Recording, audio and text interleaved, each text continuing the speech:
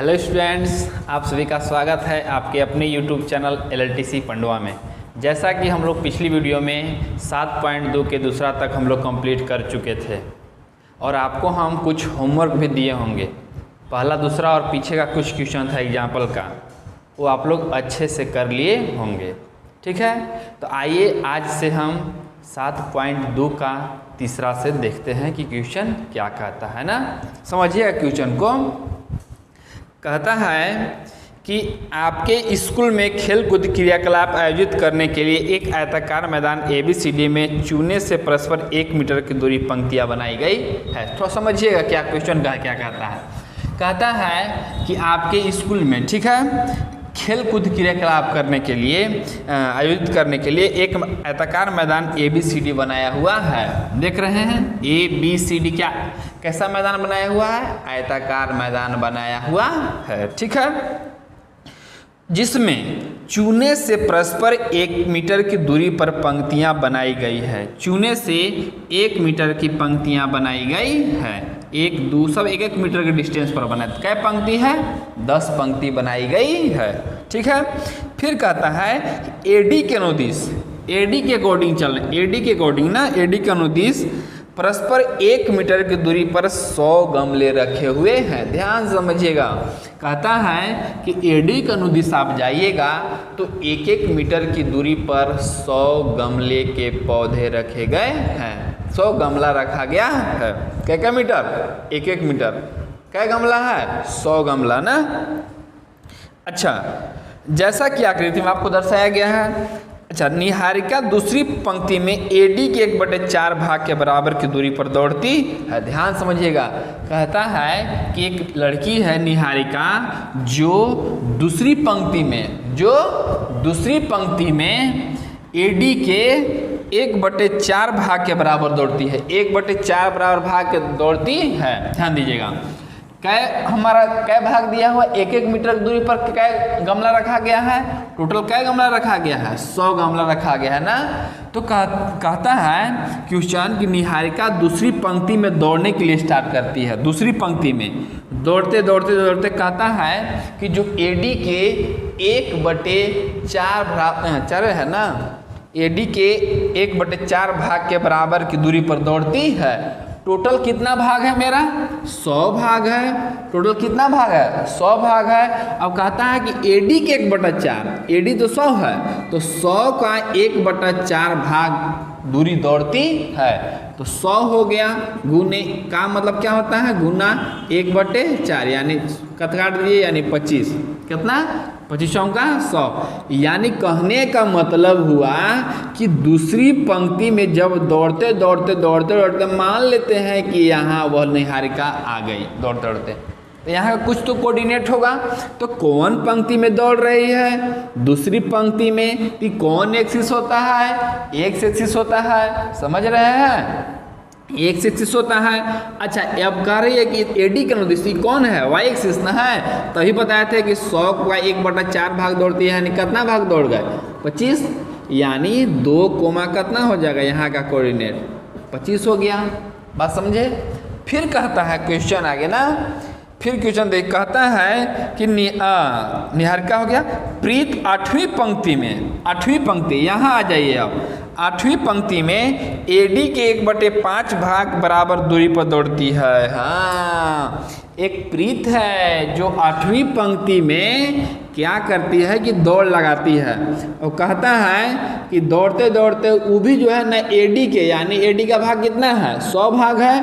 100 का वो 1/5 भाग दौड़ती है और दौड़ के किसी स्थान तक पहुंच गई होगी। तो 100 का मतलब क्या होता है? गुना 5 से काट दीजिए, 20×5 = 100। यानी कौन पंक्ति में गई? 8वीं पंक्ति में दौड़ रही है ना। तो 8वीं पंक्ति में जा रही है, यानी 8 एक्स एक्सिस को पहले लिखते हैं और Y का मान कितना आ गया? 20। कहने का मतलब यहाँ का जो कोऑर्डिनेट हो जाएगा 8 और 20 हो जाएगा। यानी कहने का मतलब यहाँ से वो दौड़ने के लिए स्टार्ट कर रही है। दौड़ते मान लेते हैं कि यहाँ आ गई। एक हम मान ले रहे हैं ना, ये दोनों बराबर है, तो ये मत समझिएगा कि बराबर क्यों लिए। ठीक है, एक मान लेते हैं कि यहाँ का कोऑर्डिनेट कितना हो गया? 8 और 20।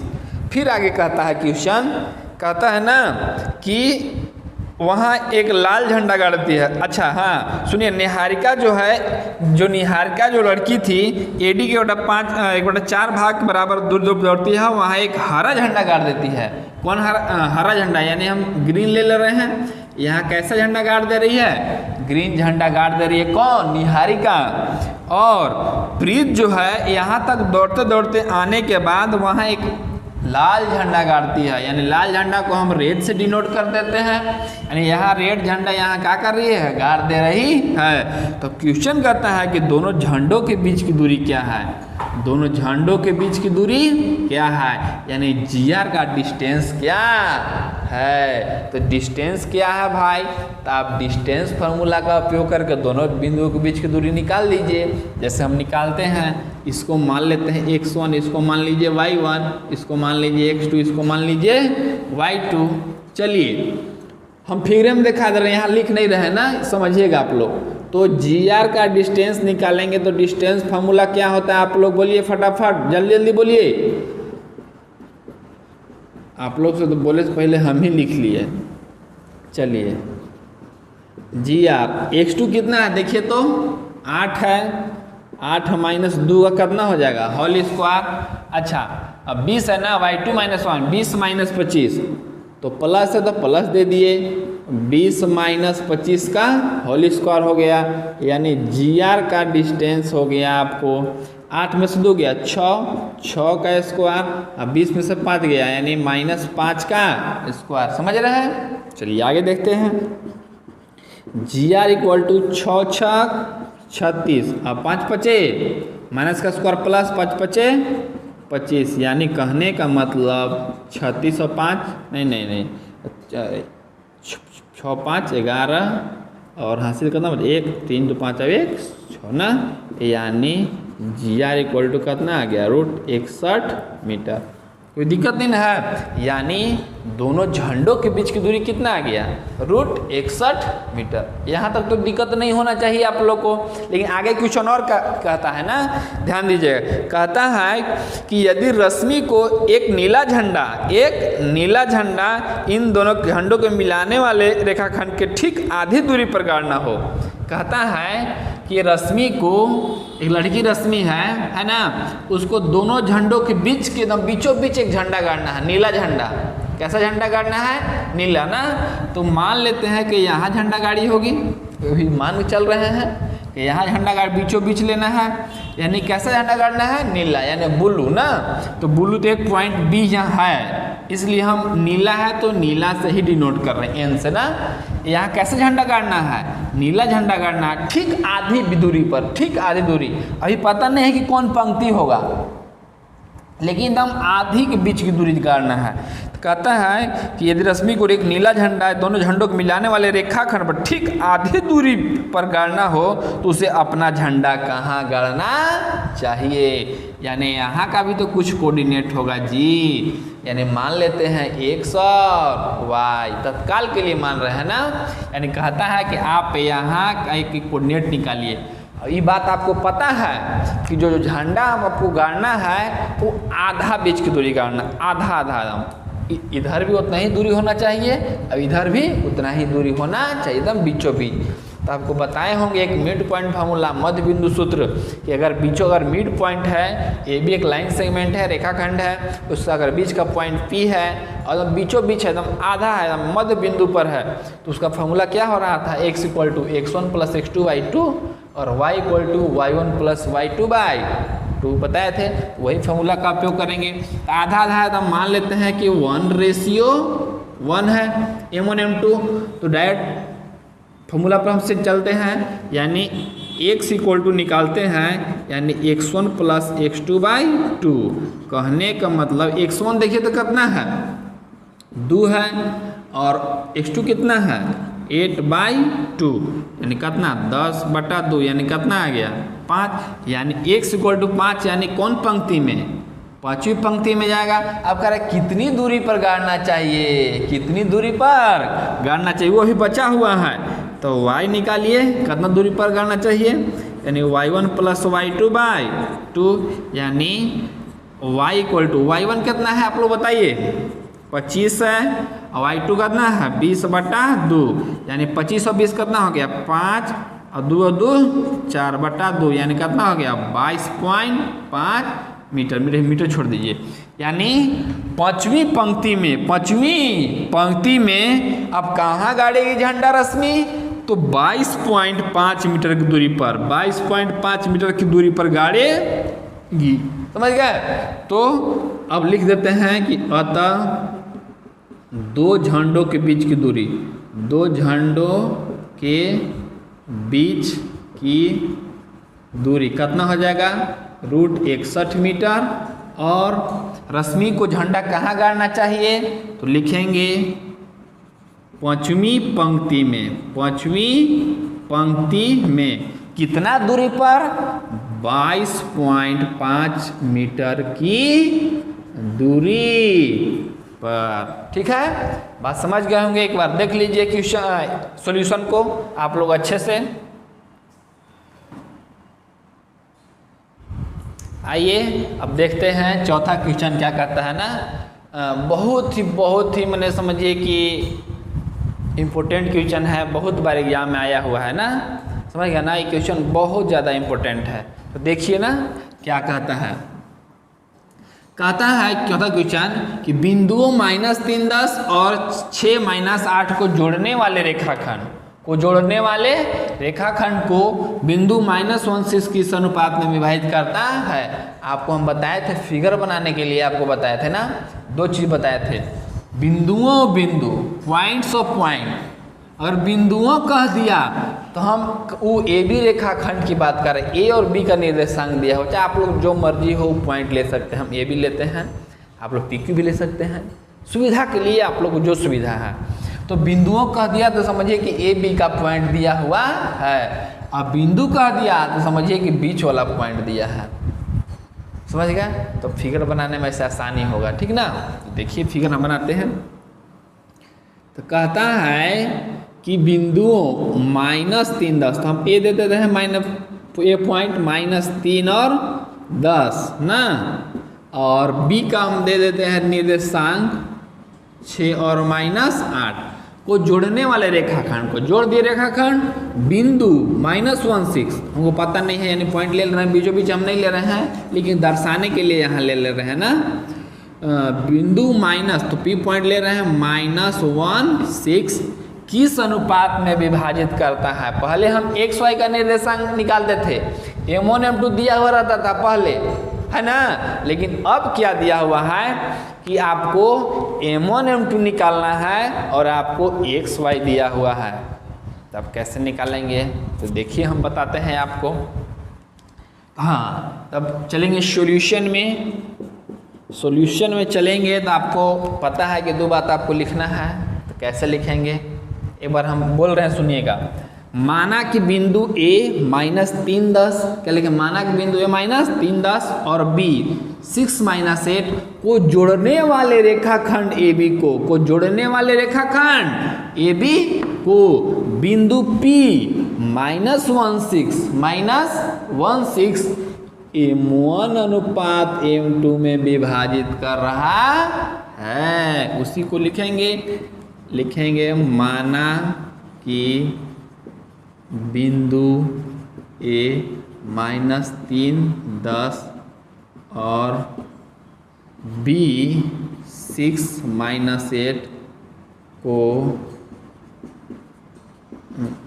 जोड़ने वाले रेखाखंड AB को बिंदु कौन बिंदु भाई, P -16 M1 अनुपात M2 में विभाजित करता है। कोई दिक्कत नहीं ना है। चलिए अब निकालते हैं। अब x1 y1 x2 सब सारा चीज डिनोट कर लीजिएगा, दिखा ले रहे हैं। यहाँ देखिए तो यार x1 = हो गया -3 और y1 हो गया 10, x2 हो गया आपको 6, y2 हो गया। अच्छे से देखिएगा, लिखिएगा, नहीं तो तुरंत गलत हो जाएगा। है ना, यानी M1 और क्या निकालना है M2। चलते हैं, अब बनाते हैं, किससे चले हम, x से चलने के y से चले, दोनों से सेम आएगा आंसर। तो हम x से चल रहे हैं ना, तो आपको बताए थे कि x बराबर फार्मूला क्या होता है, section formula m1x2 plus m2x1 by m1 plus m2, यही ना बताए थे। चलिए अब इसका यहाँ से वैल्यू बैठाइए, x का देखिए वैल्यू कितना है -1 ना, m1 तो नहीं पता है हमको, m1 तो निकालना ही है, तो m1 लिख ले रहे हैं। x2 देखिए तो कितना है, किधर गया 6 है, प्लस m2 भी नहीं पता है, x1 देखिए तो कितना पता है x1 देखिए कितना है -1 है ना, बाई m1 प्लस m1 है नहीं पता है तो छोड़ देंगे। चलिए आप देखो, अब क्रॉस मल्टीप्लिकेशन करते हैं, क्या करते हैं क्रॉस मल्टीप्लिकेशन ना, ऐसे करते हैं। देखिए तो 6m1 प्लस माइनस एक स्टेप और कर लेते हैं, थोड़ा भूल जाइएगा आप लोग, 6m1 plus minus m2 by m1 plus m2 ना। चलिए क्रॉस मल्टीप्लिकेशन किए तो ये कितना हो जाएगा 6m1 हो गया, -m2 इंटू -m2 सेम हो जाएगा। अब माइनस एंट्री करा दिए, ध्यान दीजिएगा यहाँ -m1 और माइनस प्लस -m2 हो गया। अब स्टेप बाय स्टेप समझिएगा ना, कोई दिक्कत नहीं होगा समझने में। अब इधर उधर ध्यान दीजिएगा फिर नहीं समझ में आएगा। 6m1 हो गया, माइनस में है तो प्लस ले लाइए, इधर m1 है इसलिए लाए है ना। अब m2 को अलग रख रहे हैं, यानी इधर हो जाएगा -m2 और अच्छा m2 इंटू -1 ना, y2 देखिए तो x1 कितना, अच्छा -3 था ना, यहाँ देख लीजिए -3 था यहाँ, तो -3m2 हो जाएगा ना, -3m2 हो जाएगा, यानी -3m2 m2 माइनस में है तो क्या में चला जाएगा, उधर प्लस में चला जाएगा। यानी अब देखिएगा 6m1 m1 कितना हो जाएगा 7m1 हो गया बराबर -3m2।